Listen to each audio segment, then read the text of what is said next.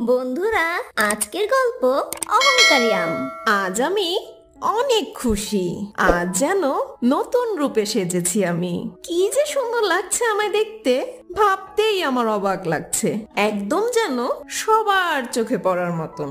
আজ আমার গা থেকে কি যে সুগন্ধ বের হচ্ছে, আমার যে এত খুশি লাগছে বলতেই পারবো না।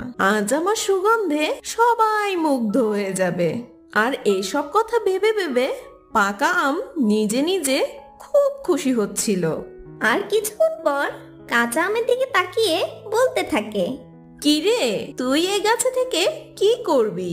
আজ যে আমায় কত সুন্দর লাগছে, তোর দিকে কে তাকাবে? সবাই তো আমার দিকেই তাকিয়ে থাকবে। আমায় নিয়ে সবাই প্রশংসা করবে।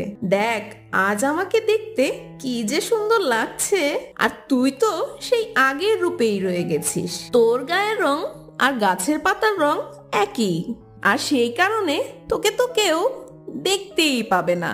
তুমি কেন আমাকে এভাবে বলছো? তুমি আর আমি একই জিনিস। তোমার নাম যা, আমার নামও তাই। তুমি একটু আগে পেকেছো বলে এত গর্ব কেন করছো? তুমি খুব অহংকার করছো তোমার রূপ নিয়ে। আর তুমি এত গৌরব করো না।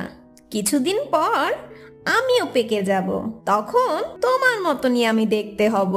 শোনো, নিজের রূপ নিয়ে এত অহংকার ভালো না। আমরা তো এক গাছেরই ফল। আরে থামো থামো, তুমি চুপ থাকো। তোমার ভাষণ আমার শোনা লাগবে না। আর তুমি আমাকে উপদেশ দিতে এসো না। আমি তোমার কেউ না। একবার তোমার দিকে তাকিয়ে দেখো আর আমার দিকে তাকিয়ে দেখো, তারপর বড় বড় বুলি দিও। আমি এত সুন্দর হয়েছি বলে তোমার খুব হিংসে হচ্ছে, তাই না? আমার এত সুন্দর রূপ দেখে তোমার মনে হয় সহ্য হচ্ছে না, তাই তুমি আমাকে এত কথা বলছো। তুমি এভাবে কেন বলছো? আমি এরকম কিছু ভাবিনি। আমি নিজেকে নিয়ে কখনোই অহংকার করি না, কেননা আমি যেমন আছি তেমনিই ভালো। এভাবেই প্রতিদিন দুই আমের মধ্যে ঝগড়া চলতে থাকত। একদিন এক টুনি পাখি এসে সেই পাকা আমের ডালের উপর বসলো। এই দুষ্ট পাখি, কেন তুমি আমার ডালের উপর বসলে? তোমার ওজনে যদি আমার ডালটা ভেঙে যায় তখন কি হবে? হ্যাঁ, আর তোমার শরীরের ময়লা যদি আমার উপরে পড়ে তাহলে তো আমার সৌন্দর্য নষ্ট হয়ে যাবে। হুস হুস, এখান থেকে চলে যাও, আমার ডাল থেকে সরে যাও। পাকা আম, তুমি এমন ভাবে বলছো কেন? টুনি পাখিটা নিশ্চয়ই অনেক ক্লান্ত, তাই তো তোমার ডালের ওপর বসে একটু বিশ্রাম নিচ্ছে। টুনটুনি পাখি বন্ধু, তুমি আমার ডালে এসো। আমার ডালে বসে তুমি একটু বিশ্রাম নাও। আমি তোমাকে কিছুই বলবো না।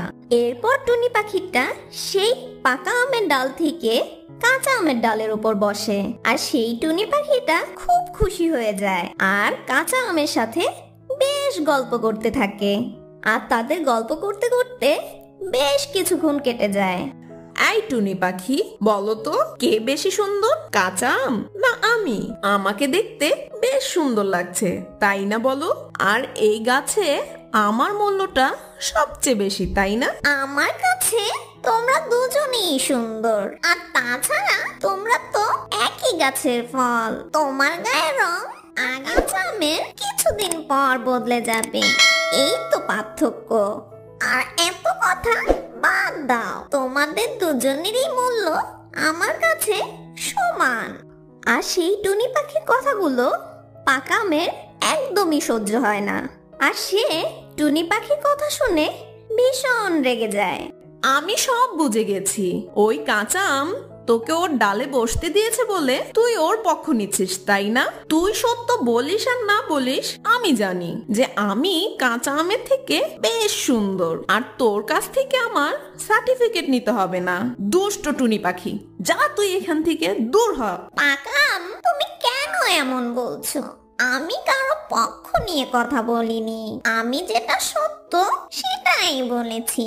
সেটা তোমার কাছে খারাপ লাগলে আমার কিছু করার নেই। এই বলে সে টুনি পাখিটা সেখান থেকে উড়ে যায়। পাকা আম, তুমি কেন টুনি পাখিকে এভাবে বললে?